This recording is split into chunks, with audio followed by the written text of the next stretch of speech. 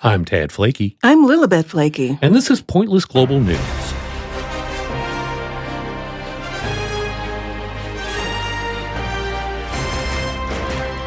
On today's show, a foul-mouthed parrot stuck up a tree insults firefighters trying to rescue him.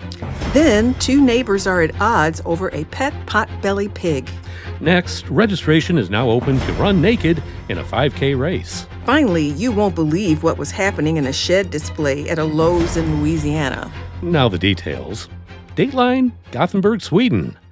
Fireman Denny Mausch and his colleagues were out on another errand when they noticed a parrot in trouble. It was sitting in a tall tree and didn't dare move or fly away. It's not really part of our mission to retrieve animals that are stuck, even though it's easy to believe that. But if we can help, we will, says Denny Mausch. Mausch himself remained on the ground, but one of the other firefighters had to get up. It was sitting about 15 to 20 feet up in the tree on the narrowest branch it could reach, he says. But the colorful parrot didn't seem particularly grateful to its rescuers in distress. I heard from my colleagues that it screamed, "Fuck you," said a laughing Denny Mausch. I'd be laughing too, I think all of us would be. Despite the bird's brazenness and distress, the rescue service tried to get a hold of the bird, but it was difficult to attract. It must have been stuck on a branch for a long time. By 4 in the afternoon, it had already been perched on the branch, and it was not until 10 p.m. that they managed to lower it down. That's a lot of time. The rescue service learned from the parrot's owner, who was also at the scene, that parrots are afraid of the dark, and that was therefore the reason why the parrot was not particularly keen to move. But the owner, who had an ace up his sleeve, want to guess what it was? A pack of cigarettes. Denny said that, "I heard that they managed to lure it down with cigarettes."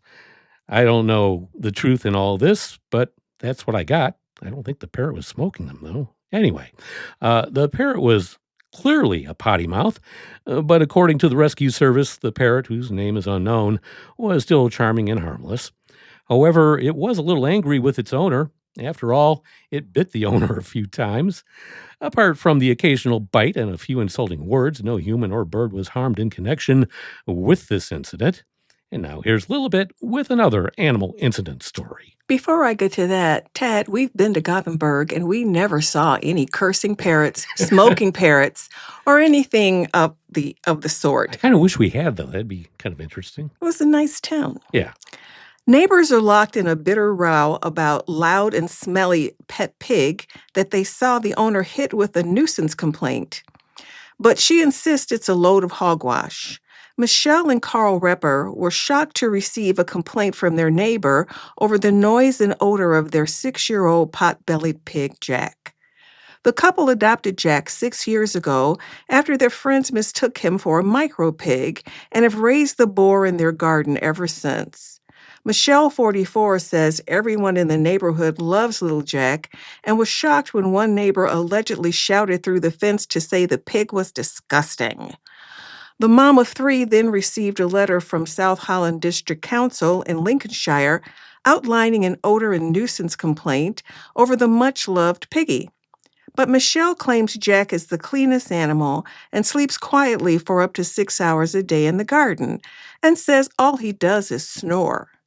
Michelle, a teaching assistant, said the family would be devastated if they were forced to rehome Jack, insisting that they would put up a fight if the complaint escalated.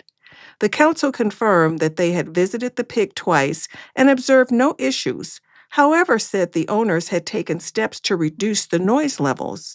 Michelle, who lives in Spalding, Lincolnshire, said, "He is like our dog. He's our pet. The neighbors have always known we've had Jack." After going away for a few days last month, Michelle claims a neighbor began shouting at her through the fence, branding Jack noisy and smelly. But Michelle insists that her pet porker is quiet and clean and snoozing in his pen for the majority of the day.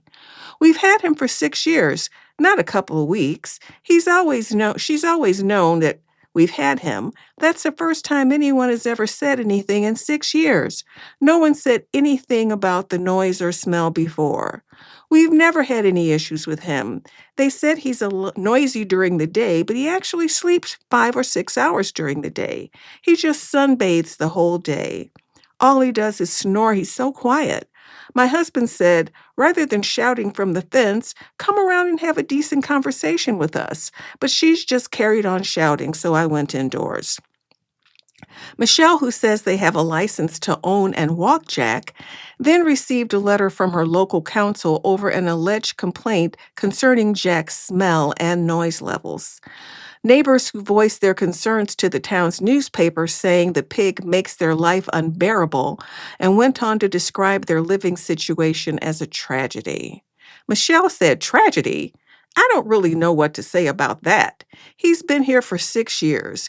It's more gutting that it's come to this. I'm just baffled. She couldn't just come round to us and said he's really smelly and making loads of noise rather than making a complaint. There's got to be evidence of smell, and my husband cleans every other day. He always does it in the same spot. He's not defecating all around the garden. If we had to rehome him, it would be like someone giving away their dog. I just wish they'd come and speak to us. I've emailed the council to say you're welcome to come round and have a look at him. We've got nothing to hide. Well, speaking of nothing to hide, a South Carolina resort says it already has a record 161 people signed up to run for an annual 5K race with an unusual twist. It's clothing optional. The Carolina Foothills Resort, a nudist resort in Spartanburg County, that's in South Carolina, said the year's Buck Creek Streak 5K, try saying that fast 5 times, already has a record high number of people registered for the June 14th race. You can go anywhere and do a 5K, but you can't go anywhere and run a 5K naked, said Tom Crowder, who sits on the resort's board of directors. He went on to say, if you go to the turkey trot and drop your drawers, you're probably going to get arrested. This year's race offers an option to go an extra mile and run 7.3K in honor of race founder Mike Ward, who died at the age of 73 in 2017. People who register for the 7.3K will also be eligible to win the 5K, organizers said. A lot of people will come here for the first time during the 5K, which is pretty bold to come here for the first time and then have that many people around, Crowder said. He went on to say, but a lot of people will come back after the first visit because they had such a great time. Organizers said first-time visitors to the resort must pass a background check before being allowed onto the resort grounds, and of course you can drop trow. Registration for newcomers is open until June 13th, so there's still time, while returning visitors to the resort can register on the day of the 5K. Registration includes a free lunch and a day pass to explore the clothing optional resort. It's a great time, Crowder said. Even if it wasn't fun, we wouldn't have the record number of people signed up. It's an all-day event. It's just a good time. Well, speaking of a good time, on a related story here, this is what we call a kicker in the news biz. A Slidell, Louisiana Lowe's home improvement store was the site of a startling discovery on May 11th when 66-year-old James Kaliavas of Jasper, Georgia, was found in a display storage shed at the store with his pants around his ankles and a tub of Vaseline at hand. Kaliavas admitted pleasuring himself while watching YouTube in the shed. He was arrested for obscenity and booked into the county jail.